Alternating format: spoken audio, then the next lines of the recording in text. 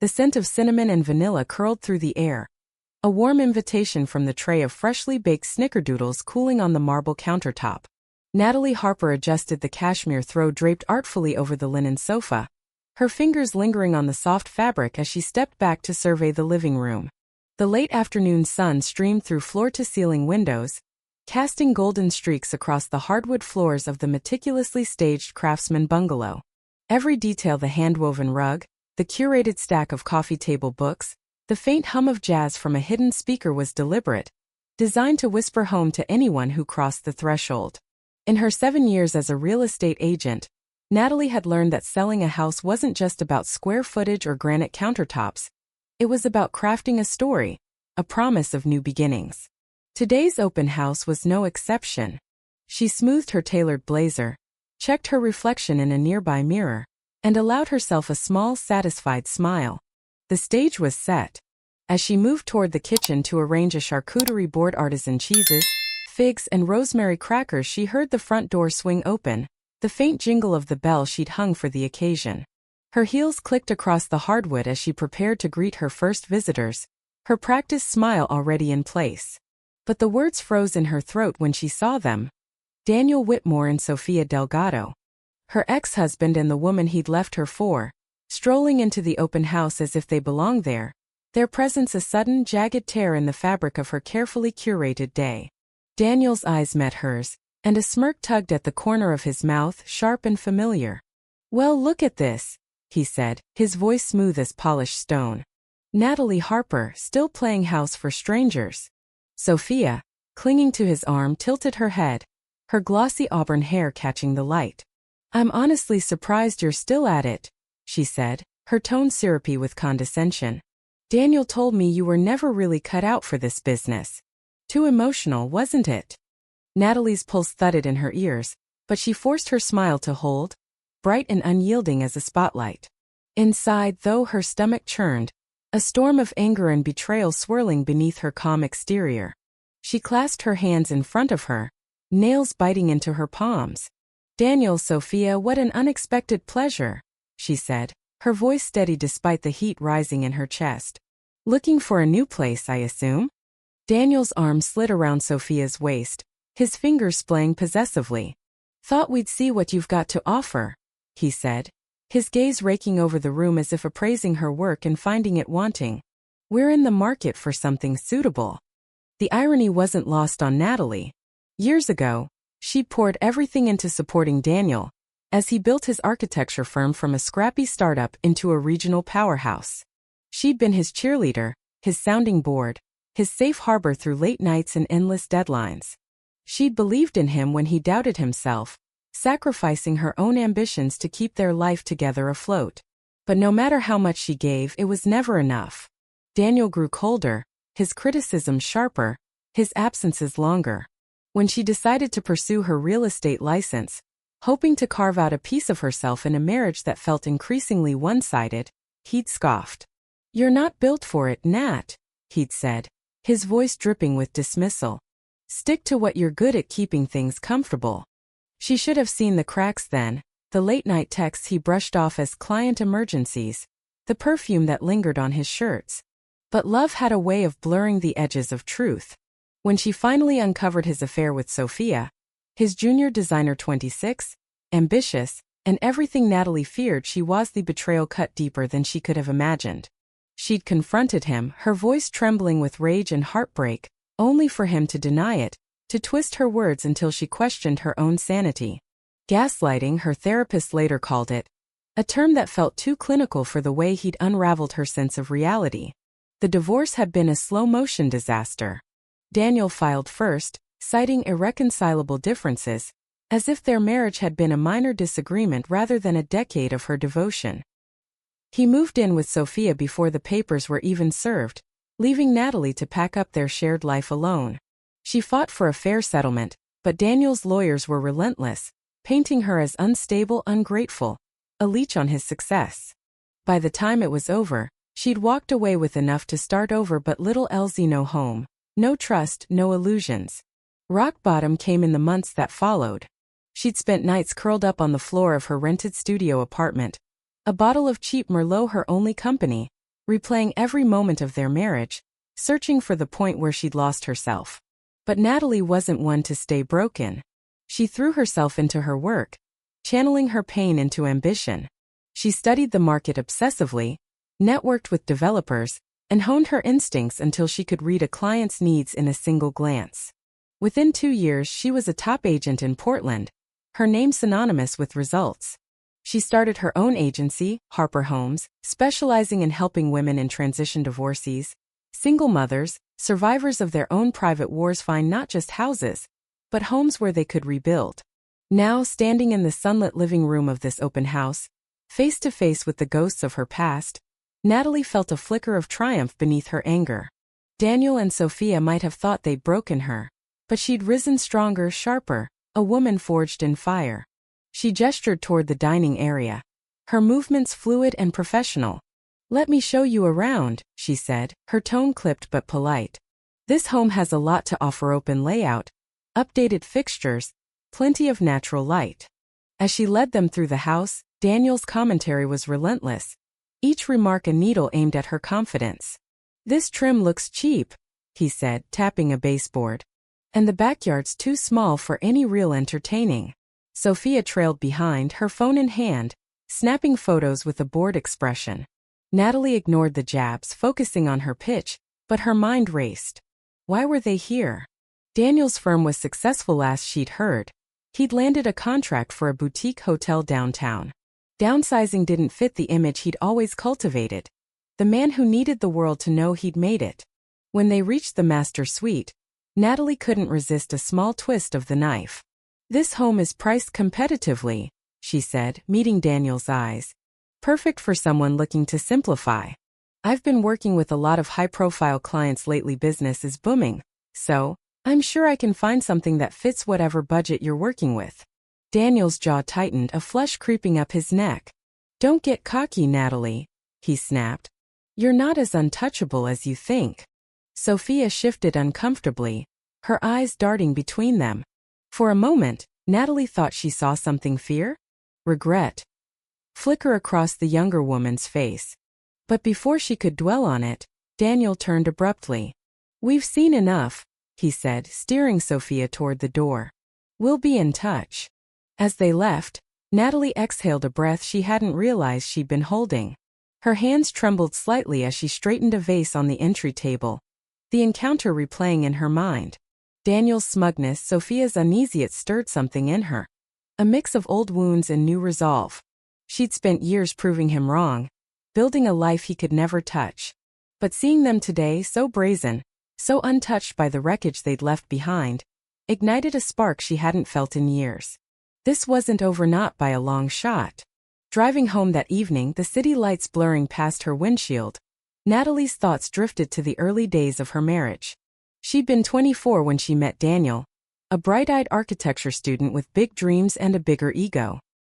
He'd swept her off her feet with his intensity, his vision for a life they'd build together. She'd been working as a paralegal then, steady but uninspired, and Daniel's ambition felt like a spark she could borrow. She'd supported him through grad school, working double shifts to cover rent while he sketched blueprints late into the night. When he landed his first big project, she'd thrown a party, toasting his success with cheap champagne and cheaper takeout. Those were the good years, the ones she'd clung to when things started to sour. But success changed Daniel. The more his firm grew, the less he needed her, so he seemed to think. He'd come home late, his breath sharp with whiskey, his temper shorter with every passing month. She tried to bridge the gap, cooking his favorite meals, planning weekend getaways, but he'd retreat to his study, muttering about deadlines and clients. When she told him she wanted to get her real estate license, hoping to contribute something tangible to their life, he'd laugh, eat a cold, cutting sound that still echoed in her memory. "You're not a deal maker, Natalie," he'd said. "You're too soft. Stick to keeping the house in order." She'd pushed forward anyway, studying late into the night after he'd gone to bed, passing her exams with a determination fueled by his doubt. But her success only seemed to widen the rift between them. He'd criticize her listings, mock her enthusiasm, tell her she was embarrassing herself. And then came Sophia. Natalie hadn't suspected at first Daniel was too good at covering his tracks. But there were signs. A receipt for a dinner she hadn't attended. A late-night call he'd silenced too quickly. When she found a text on his phony, a suggestive message from S. Delgado, her world tilted. She'd confronted him, her voice shaking with betrayal, only for him to turn it back on her. "You're paranoid, Natalie," he'd said, his eyes cold. "You're inventing drama because you can't handle my success." She'd wanted to believe him, wanted it so badly she'd almost convinced herself she was wrong. But doubt gnawed at her, and when she hired a private investigator, the truth was undeniable. Photos of Daniel and Sophia at a hotel, their hands intertwined, her head resting on his shoulder. The second confrontation was worse. He didn't bother denying it this time. "You're not enough anymore," he'd said, his voice flat. "Sophia gets me. She understands what I need." The divorce left Natalie hollowed out, a shell of the woman she'd been. She'd moved into a cramped apartment, surrounded by boxes she couldn't bring herself to unpack. Nights blurred into days, her grief a weight she carried in silence. But one morning, staring at her reflection in a chipped bathroom mirror, she made a choice. She wouldn't let Daniel define her. She wouldn't let his betrayal be the end of her story. Real estate became her lifeline. She threw herself into every listing, every client, learning the art of negotiation and the power of persistence. She listened to her clients' stories, divorcees starting over, families escaping bad memories, and saw pieces of herself in their struggles. She became their advocate, their guide, helping them find not just houses but fresh starts.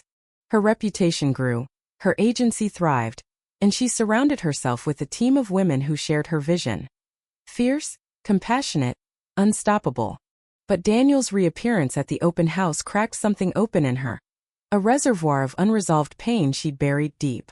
She didn't want revenge, not exactly, but she wanted him to see her.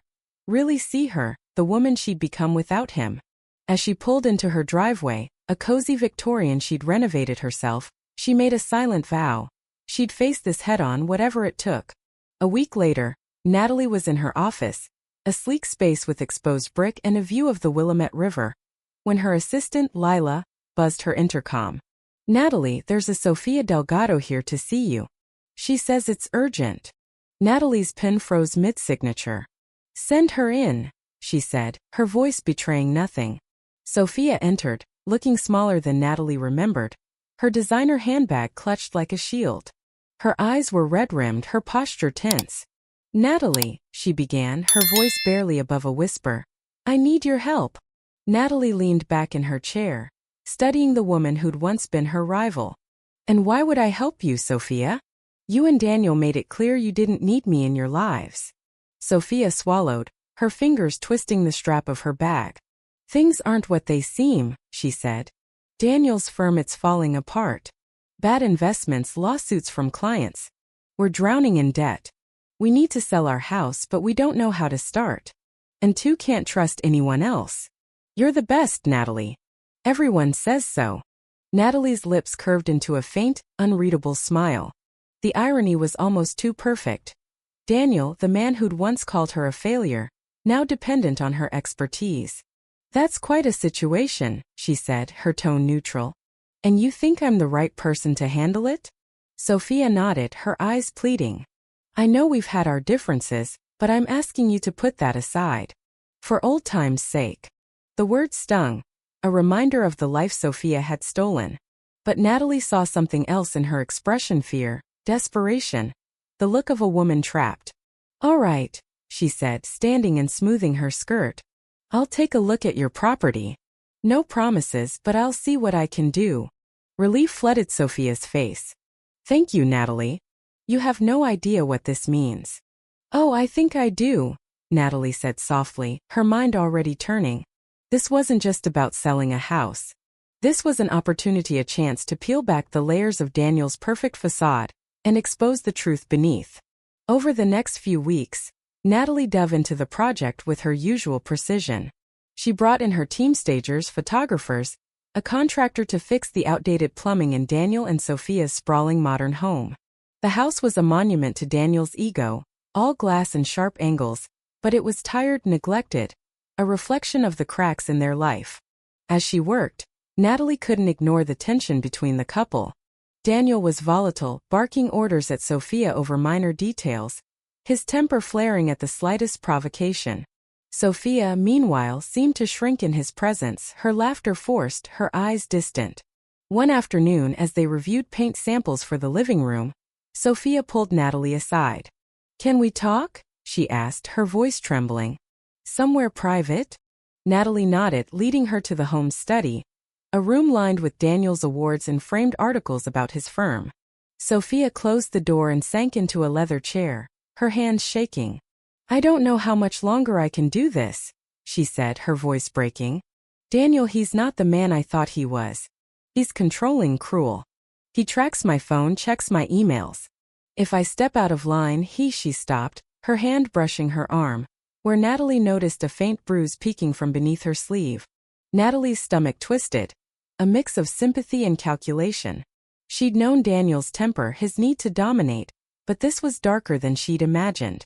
"I'm listening," she said, keeping her tone steady. "What do you mean, cruel?"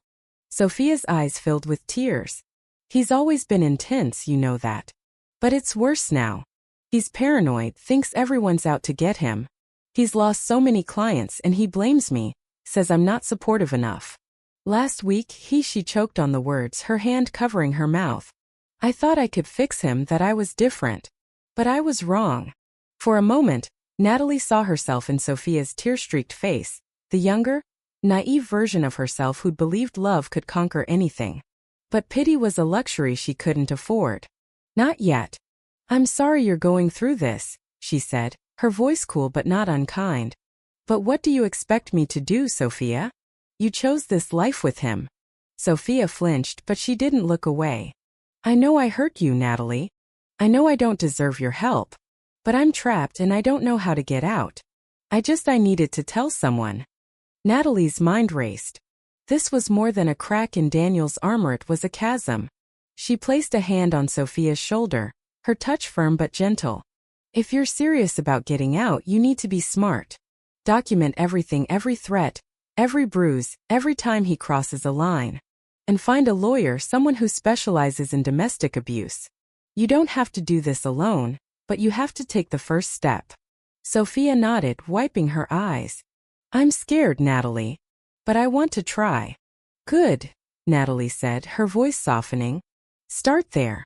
And Sophia? Don't let him see you breaking." As they returned to the living room, Natalie felt a shift inside her. Helping Sophia wasn't just about dismantling Daniel's world, it was about reclaiming her own power, proving she could rise above the pain they'd caused her. But she'd need to be careful. Daniel wasn't a man who surrendered easily. The next day, Natalie met with a contact from her network, a private investigator named Marcus who'd helped her vet properties in the past. Over coffee at a quiet diner, she slid him a folder.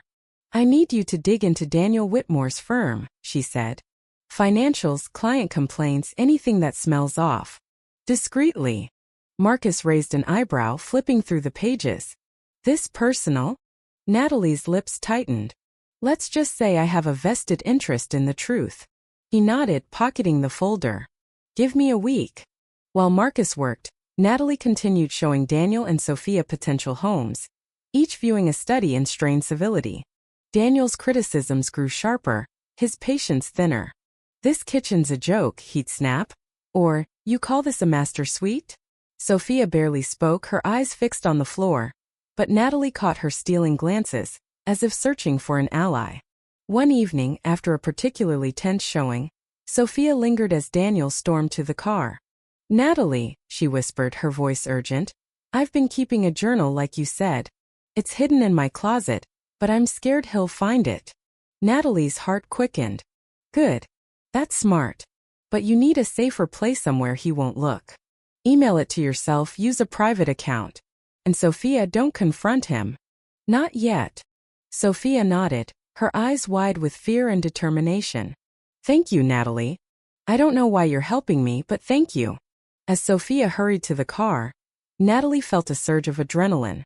She was walking a tightrope, balancing her own agenda with the fragile trust she was building with Sophia. But every step brought her closer to her goal, exposing Daniel for who he really was. Marcus called 5 days later, his voice grim. You were right to dig, he said. Whitmore's firm is a house of cards. He's been skimming funds from client accounts, falsifying invoices. There's a paper trail, but he's buried it deep. I've also got names former clients who claim he strong-armed them into bad deals. One's willing to talk, off the record. Natalie's grip tightened on her phone. Can you get me proof? Something concrete. Already on it, Marcus said. But Natalie, watch your back. Guys like Whitmore don't go down without a fight. That night, Natalie sat at her kitchen table, a glass of Pinot Noir untouched as she pored over Marcus's preliminary findings. Bank statements, emails, a deposition from a disgruntled client. It was damning, but not enough to bury Daniel. Not yet. She needed more, something that would stick, something that would make him face the consequences of his actions.